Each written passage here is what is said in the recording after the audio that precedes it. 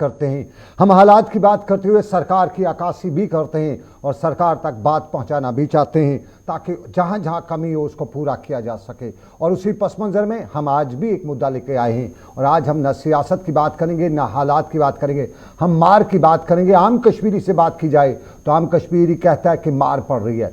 पिछले 3-4 दिनों के हालात वाक़ात आपको बयान करते चले। सोशल मीडिया पर बड़ा वायरल हुआ, सरकार ने उसे अफवाह बताया और बताया कि वो अफवाह ये थी कि जम्मू कश्मीर पुलिस के जवानों को भी 2 महीनों से तनख्वाह नहीं मिली है। और कल शाम को जम्मू कश्मीर पुलिस ने बाज़ाब्ता तौर पे इस पर ट्वीट भी किया, इस पर बाज़ाब्ता तौर पे एक ऑफिशियल प्रेस नोट भी निकाला कि नहीं ये अफवाह ही है।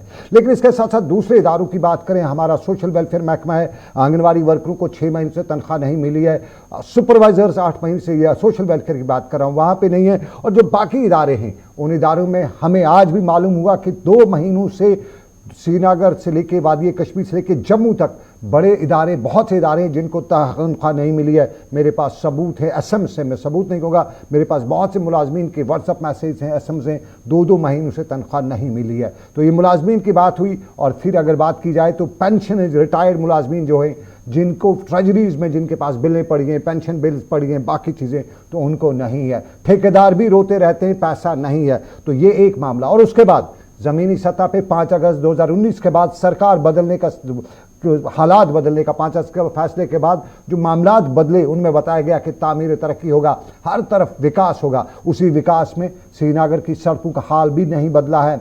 पानी, जम्मू कश्मीर में पानी जो है जिसके हमारे पास अपने रिसोर्स हैं, वहाँ साफ पीने का पानी भी 70% के करीब लोग आज भी उससे महरूम हैं। 102 के करीब वाटर सप्लाई स्कीमें नाकारा नहीं तो वो बेकार पड़ी हुई हैं। और वाटर सप्लाई के बाद बिजली की बात करें तो हमने सुबह भी एक ख़ास प्रोग्राम किया था, लोगों की बात सुनाई थी, इंतज़ामिया से बात की थी और आपको ये भी बताया कि बिजली में, जहाँ बिजली का एक तरफ से बहरान है, पिछली सरकारों में भी बहरान हुआ करता था, उस बहरान के दौरान कहीं कहीं कर्टलमेंट प्रोग्राम किया जाता था तो लोगों को एक राहत थी, पता चलता था कि बिजली इस टाइम पे आएगी, इस पे जाएगी। आज की डेट में ब्यूरोक्रेसी ने हाल ये कर रखा है कि कर्टलमेंट प्रोग्राम भी जारी किया गया है लेकिन उस पर अमल नहीं किया जाता है। ये अमल क्यों नहीं होता है? शायद पूछ जवाबदेही नहीं है। सरकार कहती है जवाबदेही है लेकिन ग्राउंड पे है जवाबदेही? यही हमारा आज का मुद्दा। और आज के मुद्दे में हम कुछ सियासी लीडरान को भी आज शामिल करें, जवाबदेही के मामले पे बात करना चाहेंगे। और आज हमारे साथ अपनी पार्टी से जावेद बेग साहब जुड़ेंगे, बारामूला से, वो हमारे साथ जुड़ेंगे। हमारे साथ इरफा जान, नेशनल कॉन्फ्रेंस की तर्जुमान है, वो भी जुड़ेंगे। और साथ साथ में हमारे साथ बीजेपी से मलिक याकूब भी जुड़ेंगे। इफ्रा जी, आपसे जानना चाहूँगा, चलिए इफ्रा जी अभी हमारा सेटअप पे लग रही हैं, मैं मलिक याकूब के साथ साथ जावेद बेग साहब से जानना चाहूँगा। जावेद बेग साहब, आप तक अगर मेरी आवाज़ सुननी पहुंच रही है तो मैं आपका शुक्रिया अदा करते हुए अपना सवाल पूछना चाहूंगा। आपकी आवाज़ आ रही है? बहुत शुक्रिया जावेद बेग साहब। मैं सबसे पहले आपसे जानना चाहूंगा, आपकी पार्टी कहती है कि हम आपकी नौकरी की रखवाली करेंगे, हम आपकी ज़मीनों की रखवाली करेंगे, हम दिल्ली से बात करेंगे, जो कुछ लेना है दिल्ली से लेना है। लेकिन मेरा सवाल आपसे है, बुनियादी सहूलियात नहीं, जब तक आप नौकरियों की रखवाली करेंगे, जब तक आपकी पार्टी दिल्ली से बात करेगी, असेसमेंट पे बात करेगी, तब तक आम कश्मीरी को इन्हीं हालात से गुजरना पड़ेगा, या इस पे भी कभी आप बात करेंगे? आपकी जमात इस पे कोई सवाल कभी उठाएगी, कभी कोई इशू इस मुद्दे को लेकर करेगी खड़ा? देखें, आपने एक बड़ा ही माकूल सवाल पूछा है, लेकिन मैं आपकी खिदमत में चंद गुजारिशात करूंगा। पहला मसला यह है कि जब हमने ये जमात बनाई उस वक़्त के हालात पे आपकी पूरी नज़र है। उन हालात में जमात बनाने का मकसद ही था कि लोगों के वो मसाइल जो रोज़मर्रा में मसाइल है उनको उजागर किया जाए, और साथ में फिर अपनी पार्टी का एक मौक़िफ़, एक उसूली मौक़िफ़ भी इख्तियार किया जाए कि अगर हमारी पार्टी इक़्तिदार में आती है और इसे मौका मिलता है लोगों की खिदमत करने का, तो उस सूरत में हमारा सियासी और इक़्तिसादी एजेंडा क्या होगा। हम इन दोनों महाजों पे, जब से हमारी पार्टी बनी है, हम इन दोनों महाजों पर काम कर रहे हैं। हमने कोशिश ये की है कि मौजूदा सरकार जो है उसको जवाबदेह बनाया जाए, और जितना एक सियासी जमात के बस में हो सकता है मौजूदा हालात में, हमने कोशिश की है उस पर काम करने की, और कोशिश की है कि मौजूदा सरकार को जवाबदेह बनाए। कोशिश का मैं जवाब आपसे लेना चाहूँगा। अगर आपकी कोशिश की बात की जाए, हम मीडिया के लोग सरकार से बात करते हैं, सरकार जवाबदेह नहीं है। सवाल एक रोहित कंसल है, कभी कभी वो सरकार की तरफ से जवाब दे देता था, उसको भी और कोई ब्यूरोक्रेसी में नहीं है जो जवाब दे, जो लोगों की मामलात सुने। आपने कभी सरकार को जवाबदेह बनाने की कोशिश की, कभी सरकार को पूछा कि ग्राउंड पे ये सिचुएशन है, आप क्यों नहीं बताते हैं, करते हैं कुछ, या कि आपको लगता है कि सब कुछ ठीक ठाक हो चुका है? हजरत, मैं वही आपकी खिदमत में अर्ज कर रहा था कि हम कोशिश करते रहे हैं, जब से हमारी जमात बनी है हमने कोशिश की है कि हम लोगों के मसाइल को उजागर करें और मौजूदा सरकार के ऐवानों तक लोगों के मसाइल को पहुंचाएं। इस सिलसिले में हमने जब भी, चाहे हम एलजी साहब से मिले हों या हम होम मिनिस्टर साहब से मिले हों या हमारे डेलीगेशन जो हैं उन्होंने प्रोटेस्ट किया हो डिस्ट्रिक्ट हेडक्वार्टर्स पर, हमने लोगों के रोजमर्रा मसाइल को उजागर करने की कोशिश की है। लेकिन मैं एक बात आपकी खिदमत में अर्ज करना चाहता हूं कि मौजूदा जो ये कोई जमहूरी हुकूमत नहीं है कि ये लोगों के सामने जवाबदेही को अपना फरीजा समझती हो। मौजूदा हुकूमत जो है, इसको आपको मालूम ही होगा कि मुहावरतन भी कहा जाता है कि चुशुका गवर्नर, यानी कि गवर्नर की हुकूमत जो होती है वो उमूमी तौर लोगों के सामने जवाबदेह नहीं होती जिस तरह जमहूरी हुकूमतें होती हैं। जावेद साहब, आप कहते हैं, मैं इफराज जान के पास एक मिनट जाना चाहूंगा। इफराज, हम मौजूदा सरकार से गुजारिश करेंगे कि वो क्या काम करते हैं, क्या काम नहीं करते, लेकिन लोगों में तकरीबन ये आम तासुर है कि मौजूदा हुकूमत लोगों के सामने जवाबदेह नहीं है। मैं इफराज जान के पास जाना चाहूंगा। इफराज जी, बहुत शुक्रिया आपका ज्वाइन करने के लिए। सड़कें हमारे पास जम्मू कश्मीर में नहीं है, हमारे पास स्कूलों का हाल जार सबको मालूम है। गांव देहात में अगर कहीं सरकारी स्कूल चलता है, शहरों में वो भी नहीं चलते हैं। लोग इस वक्त, आम कश्मीरी से बात की जाए, वो कहता है मैं गरीबी की सतह से नीचे आ चुका हूं, बिजली की फीस महंगी हो गई है। नेशनल कॉन्फ्रेंस तशख्खुस बहाल करने की बात करती है, ना कोई कश्मीरी और ना मैं भी कश्मीरी हूँ, मैं तशख्खुस पे कोई उस पर खिलाफ नहीं हूँ, ना मैं उसको आपका जो तशख्खुस बहाल करने की बात है उसके खिलाफ हूँ। लेकिन मैं जानना चाहूँगा, नेशनल कॉन्फ्रेंस ने इन मुद्दों को लेकर जो बेसिक ज़रूरतें इंसान को जिंदा रहने के लिए, इस पर एक बात की है? कभी कोई प्रोटेस्ट किया? कभी कोई जंतर मंतर जाने की बात की? कभी लाल चौक निकलने की बात की? क्या नेशनल कॉन्फ्रेंस को ये नज़र आ रहा है कि सब ठीक है, या अगर ठीक नहीं है तो उस पर उसकी जुबान क्यों खामोश है? पहली बात तो नेशनल कॉन्फ्रेंस जो है वो ये चीज बखूबी समझती है कि इस सरकार को यहाँ के लोगों की बिल्कुल कोई चिंता नहीं है। इसीलिए अगर आप और मैं कितना भी चिल्लाते रहें, जो प्रेजेंट गवर्नमेंट है ये सुधरने वाली नहीं है। अगर आपको या किसी भी सियासी जमात को इसमें कोई शक है तो वो प्रोटेस्ट करने के लिए वो हरदम उठ जा सकते हैं। लेकिन नेशनल कॉन्फ्रेंस का ये मानना है कि ये जमात जो बीजेपी की गवर्नमेंट जो आज आई है हुकूमत में, इसको जम्मू एंड कश्मीर में सिर्फ यहाँ की जो हमारी जमीन थी वो चाहिए, यहाँ के मैं इंटरप्ट करना चाहूंगा। मान लें इस सरकार को कश्मीर के लोगों की, जम्मू के लोगों की कोई इनको जरूरत नहीं है, मान लेते हैं, लेट अस, उसके बाद क्या आप खामोश रहेंगे? आप अपनी आवाज नहीं उठाएंगे?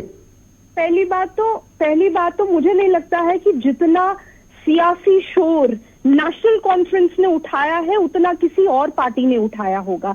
जितने सवाल इस बीजेपी की गवर्नमेंट से, और दो टूक सवाल, ये नहीं कि आप एक तरह से बोलेंगे कि इन्हीं से हमको सब लेना है, यही हमारे एक मुजाहिरा बताएं आपने बिजली को लेके किया, एक मुजाहिरा बताएं आपने महंगाई को लेके किया, एक मुजाहिरा बताएं आपने अनएम्प्लॉयमेंट को लेके किया, एक मुजाहिरा बताएं कि आपने पीने के साफ पानी को लेके किया।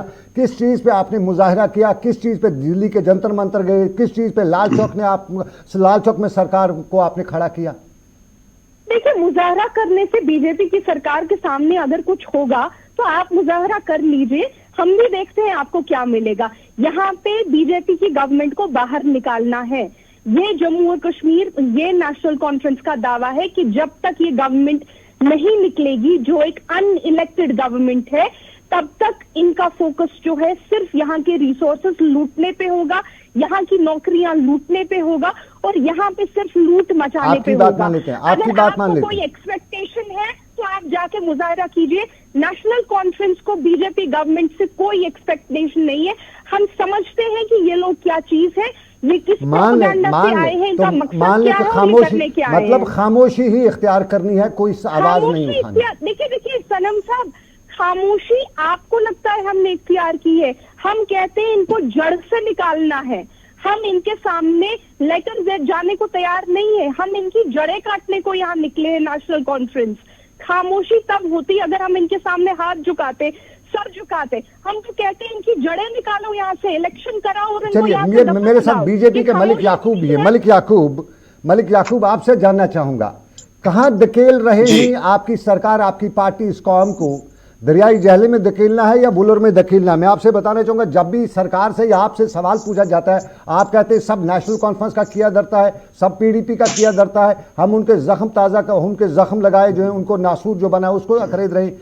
क्या इस पे अगर आप देखें, आपका ही मान लेते हैं, क्या कश्मीर में इस वक्त, जम्मू में इस वक्त लोगों को बिजली मिलती है? शेड्यूल पे अमल होता है जो बिजली डिपार्टमेंट ने शेड्यूल जारी किया है? क्या पानी मिल रहा है इस वक्त? मैं दूसरे बड़े मुद्दे नहीं कहूँगा, क्या आपके सरकारी स्कूल में टीचर है? सरकार ने जो फैसले लिए, क्या वो आवाम को, जो रोज़ के फरमान जारी होते हैं, क्या वो आवाम को पसंद है? क्या उस पर आप आवाम में कहीं जाते हैं? ये बयानात देने या उसके बरक्स प्रैक्टिकली कुछ ग्राउंड पे करना तो ज़रूरी है ना, वो क्यों नहीं किया जाता? सिर्फ आप बताते हैं नेशनल कॉन्फ्रेंस, पीडीपी अपनी ये जब ये कहीं इल्ज़ाम तराशी करते हैं। सनम साहब, आपका बहुत बहुत शुक्रिया। और मैं गुजारिश करूंगा आपसे कि जिस तरह मैंने इफ्रा जान का सुना है, जो स्पोक्स पर्सन है, बताइए अगर उन्होंने बात के ऑडियो म्यूट कर दिया, इंटरप्ट नहीं करेंगे, हम उनका ऑडियो म्यूट कर देंगे अगर उन्होंने इंटरप्ट किया हमारा प्रोग्राम। देखिए सनम साहब, आपको पता है कि 70 सालों से नेशनल कॉन्फ्रेंस और कांग्रेस ने यहाँ हुकूमत की है और 70 सालों से इन्हीं की देन है जो आपको ग्राउंड पर दिख रहा है। इन्होंने इस कौम को लूटा, इन्होंने अपने एसेट्स बनाए, इनके मिनिस्टरों से यहाँ लूटा कश्मीरी कौम को। अरबों खरबों पैसा आया यहाँ जम्मू कश्मीर के लिए, उसमें इन एमएलए, नेशनल काउंसिल के मिनिस्टर्स या पीडीपी के या कांग्रेस के कोई बजट कसर रही, वो पीडीपी के मिनिस्टर और एमएलए ने पूरी कर दी। रहा सवाल की जहां आपका पूरा डेवलपमेंट का सवाल है, अगर आप मेरे पापुर में आएंगे, मैं कश्मीर की बात कर रहा हूँ, जम्मू की बात कर रहा हूँ। सनम साहब, मैं जनरली बात कर रहा हूँ। आप मेरे डिस्ट्रिक्ट में आइए, पुलवामा डिस्ट्रिक्ट में आइए, आप देखिए कि डेवलपमेंट किस चीज का नाम है। अभी हाल ही में जो कोविड हुआ, कोविड में भी भारतीय जनता पार्टी का कार्यकर्ता ग्राउंड पे था, जिसने 9:30 बजे खबर चला रहा हूँ पानी की, वो भी देख लीजिएगा, सैनिटाइजर पहुंचाया, जिसने लोगों की तकलीफें सुनी और लोगों को राहत पहुंचाई। आप मेरे को बताएं कि नेशनल कॉन्फ्रेंस ने क्या किया लूटने के बगैर? नेशनल कॉन्फ्रेंस सिर्फ मरगुजार बने हैं। नेशनल कॉन्फ्रेंस ने, आपको पता है कि उमर अब्दुल्ला साहब 2010 में जब चीफ मिनिस्टर थे, 260 लोगों की मौत के घाट उतारा उमर अब्दुल्ला साहब ने। मैं उस पर बात नहीं कर रहा, मैं उस पर बात नहीं कर रहा, मैं बात कर रहा हूँ इस वक्त जमीन बेसिक जो मूलभूत सुविधाएं जिसे हिंदी में कहा जाता है। मैं जावेद बेग साहब के पास जाना चाहूंगा। जावेद बेग साहब, हर गवर्नमेंट में आपने बात कर दी ना, मलिक याकूब, जावेद बेग साहब के पास में जा रहा हूँ। मलिक याकूब साहब, हर गवर्नमेंट में बिजली की कटौती होती है। अब आप रुकिएगा, ऑडियो डाउन कर दीजिएगा मलिक याकूब का ऑडियो डाउन कर दीजिएगा।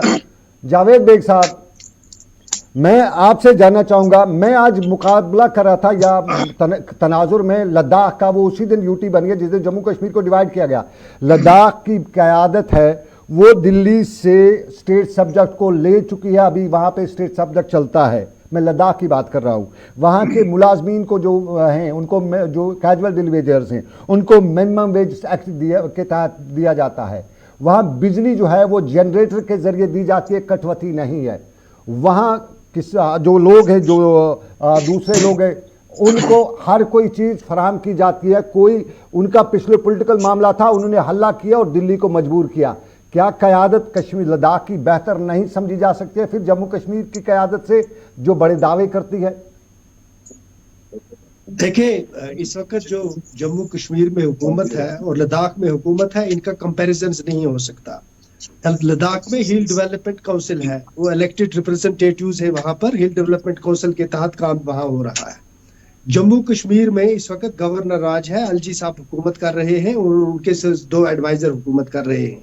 जो आपने नुकात उभारे हैं और जो आप सवाल मुझसे पूछते हैं, आपको ये सवाल एलजी इंतजामिया से पूछने चाहिए। मैं हुकूमत का ना ही कोई स्पोक्स पर्सन हूँ, ना ही मैं उनका कोई क़यादत से सवाल पूछ रहा हूँ। मैंने मुकाबला किया क़यादत का।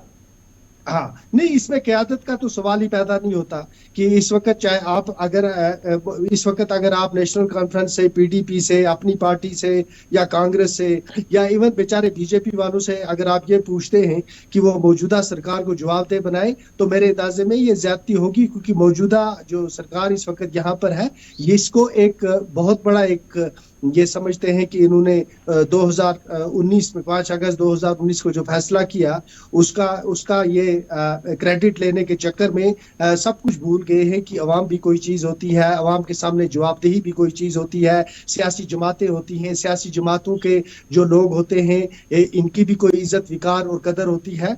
हमने कई बार कोशिश की एलजी साहब से मिलकर, रोजमर्रा मसाइल को उभारने की कोशिश की, लेकिन ये लोग टस से मस नहीं होते। और मुझे नहीं लगता कि जब तक इलेक्शन ना हो, जब तक यहाँ असेंबली के इलेक्शन ना हो, ये हुकूमत इसी तरह से चलती रहेगी और आपको और मुझे इस हुकूमत को बर्दाश्त करना पड़ेगा। हमें बर्दाश्त करना पड़ेगा। इफरा जान, मलिक याकूब ने इल्जामात लगाए कि सब कुछ नेशनल कॉन्फ्रेंस का किया करता है। 50-70 साल में आपने, आज भी इनके सुनील शर्मा जो मिनिस्टर थे पिछली सरकार में, उन्होंने इल्जाम लगाया कि जो लैंड ग्रैबिंग है ये नेशनल कॉन्फ्रेंस की इजाद करता है। देखिए, बीजेपी गवर्नमेंट जो है अभी जम्मू और कश्मीर में पिछले 10 साल से पावर में है। जब भी आप इनसे 10 साल से का रिपोर्ट कार्ड मांगेंगे तो ये कहेंगे अरे अभी नेशनल कॉन्फ्रेंस में क्या किया। बट इनको नेशनल कॉन्फ्रेंस से डर लगता है, उसमें कोई हुकूमत तो आप लोगों ने मलिक याकूब का ऑडियो डाउन कर दीजिए। मलिक याकूब का ऑडियो डाउन कर दीजिए। पीसीआर मलिक याकूब का ऑडियो डाउन कर दीजिए। जी इफरा जी बताइए। देखिए ये नेशनल टेलीविजन है, यहाँ गुंडागर्दी ना करें तो बेहतर रहेगा। नहीं, हमने इसका ऑडियो बंद कर दिया। जो भी बात करेगा अपनी टर्न पे करेगा। जी पहली बात, नेशनल कॉन्फ्रेंस से इन्होंने सवाल किया था जब अमित शाह जी ने बारामूला में सवाल किया कि नेशनल कॉन्फ्रेंस ने क्या किया, और जब हमने अपना व्हाइट पेपर निकाला कि Soura, bone and joints hospital, SMHS SKIMS, आपका जो शालीमार में एग्रीकल्चर यूनिवर्सिटी, जहां कोई बड़ा इदारा है वो नेशनल कॉन्फ्रेंस से खोला है, जब हमने 10 पेजेस की लिस्ट फराहम की कि हमने 23 इयर्स हमने हुकूमत की, उनने हमने क्या किया, तो फिर बीजेपी के ही स्पोक्स पर्सन ने कहा कि अरे ये तो सब गवर्नमेंट्स काम करती हैं, और भाग गए क्योंकि जवाब कोई था नहीं। अब आती है बात, इन्होंने दूसरी बात की थी कि नेशनल कॉन्फ्रेंस के लोगों ने पैसा बहुत कमाया।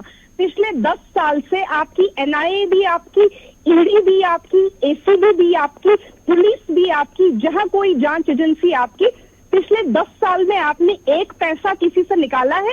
कहीं एक पैसा आपने, इतनी रेडें डाली नेशनल कॉन्फ्रेंस वालों के घरों पे, कहीं कोई एक पैसा निकला? कहीं कोई आपकी एक कन्विक्शन हुई?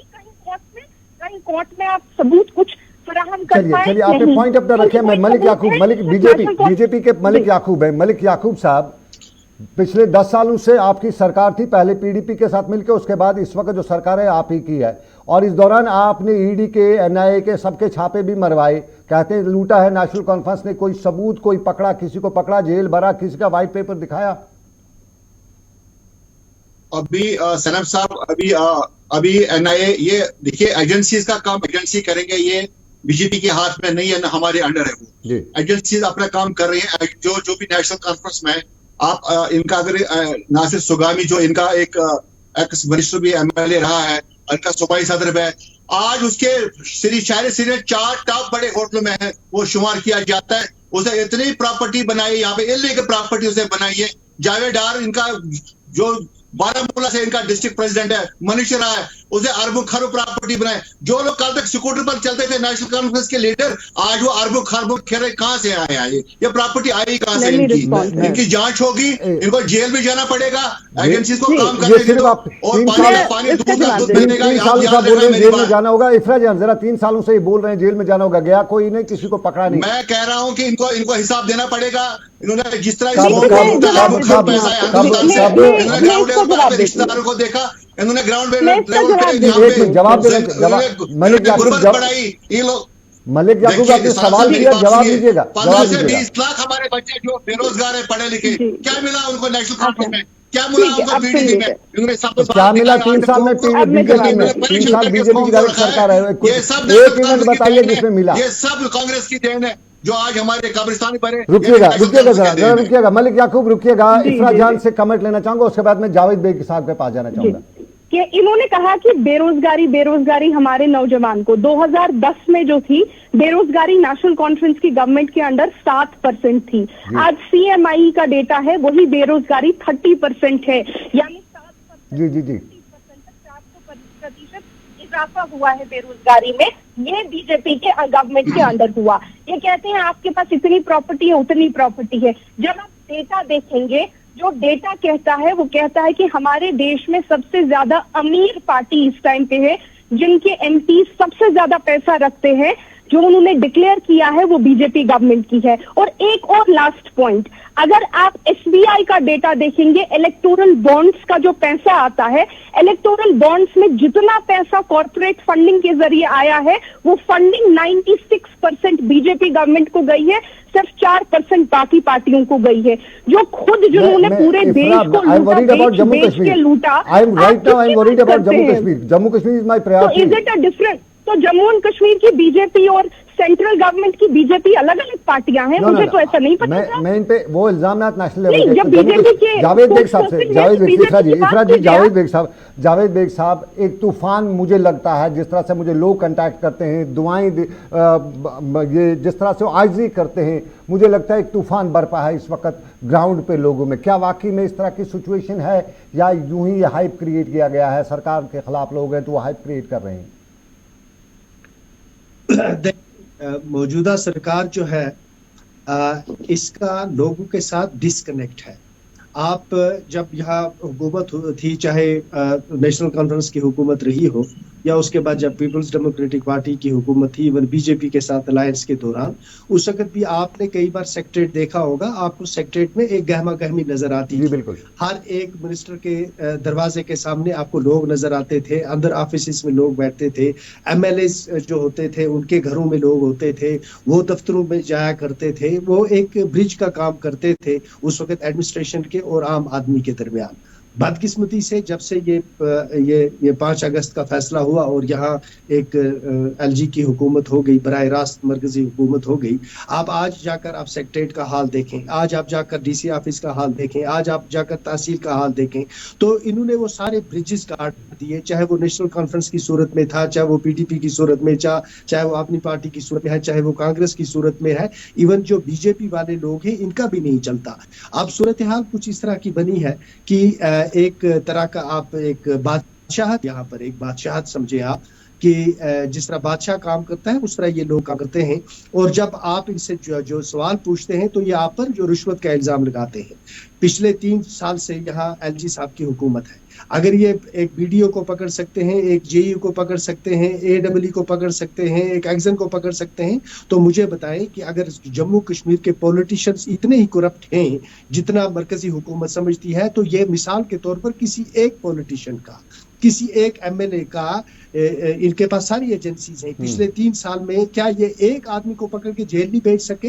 हकीकत ये है कि मरकजी हुकूमत, बीजेपी की जो मरकजी हुकूमत है, उसका सिर्फ 1 पॉइंट एजेंडा है कश्मीर के हवाले से, और वो ये है कि यहाँ के जो मेन स्ट्रीम पॉलिटिशियंस हैं इनको इतना डिसग्रेस कर दिया जाए, अवाम की नजर में इनको इतना बेकदर कर दिया जाए, ताकि अवाम जो है वो अपने ही सियासी इंस्टीट्यूशंस पर यकीन करना छोड़ दे। और ये एक इंतहाई अफसोसनाक बात है कि आप इल्जाम तो लगाते हैं, लेकिन उन इल्जामात को साबित करने के लिए सारे वसाइल होने के बावजूद आप इस वक्त तक पॉलिटिशियंस पर एक इल्जाम साबित नहीं कर पाए हैं।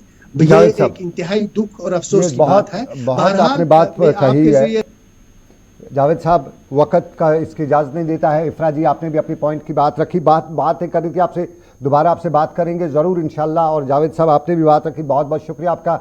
और मलिक याकूब, आपका भी शुक्रिया, आपने हमें ज्वाइन किया हुआ था। लेकिन सरकार के हवाले से एक बात अच्छी है नज़र आ रही है, और वो है करप्शन। हमने एक सर्वे किया, सर्वे नहीं कहेंगे, बल्कि हमने ग्राउंड पे लोगों से पूछा था, हमें अंदाज़ा हुआ कि लगभग 70% इस वक्त करप्शन कम हुआ है। लेकिन इस करप्शन का एक फ़ायदा था कि काम होता था। कुछ लोगों ने गिला यही किया कि करप्शन तो 70% कम हुआ है, सरकार का डर है, खौफ है, एसीबी का खौफ है, लेकिन अगर माल पैसा नहीं लेते हैं लेकिन काम नहीं करते हैं, उस करप्शन से कभी कभी काम भी कराया जाता था। कभी वो करप्शन फ़ायदे की चीज़ हुआ करता था, लेकिन 70% के करीब जो करप्शन है वो कम हुआ।